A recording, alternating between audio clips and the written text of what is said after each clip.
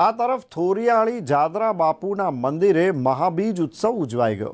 સાયલા થોરિયાળી ગામે પૂજ્ય જાદરા બાપુની જગ્યા આવેલી છે, જ્યાં દર વર્ષે દરમિયાન દર મહિનાની સુદ બીજ ઉજવાય છે, જેમાં કારતક સુદ બીજ એ જાદરા બાપુની મહાબીજ તરીકે ઉજવવામાં આવી હતી।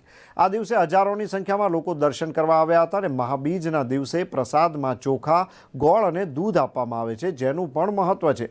વર્ષો પહેલાં જાદરા બાપુ ચાલીને જતા હતા, તેવા સમયે થોરિયાળીના સીમાડામાં એક વેરાન જગ્યાએ થાક ખાવા રોકાયા હતા, જ્યાં અવાવરૂ જગ્યા હતી। એવા સમયે ગામના માલધારી ત્યાં તેમના માલઢોર ચરાવતા હતા અને જ્યાં જાદરા બાપુ બેઠા હતા ત્યાં આવી ચડ્યા અને બાપુને તેમની ગાયોને દોઈને દૂધ આપ્યું અને જમાડ્યા। ત્યારે જાદરા બાપુએ આશીર્વાદ દેતા કહ્યું કે હવેથી તમે આખા ગામના લોકોને ભેગા થઈને આ જગ્યાએ વર્ષમાં એકવાર દૂધ, ચોખા અને ગોળનો પ્રસાદ લેજો, જેને આપાની સત કહે છે। ત્યારથી દર મહિનાની બીજમાં કોઈ પણ પ્રસાદ હોય, પણ કારતક મહિનાની બીજમાં માત્ર ગોળ, ચોખા અને દૂધનો પ્રસાદ અપાય છે। દર વર્ષે જાદરા બાપુની બીજ ખૂબ જ આનંદથી ઉજવાતી હોય છે।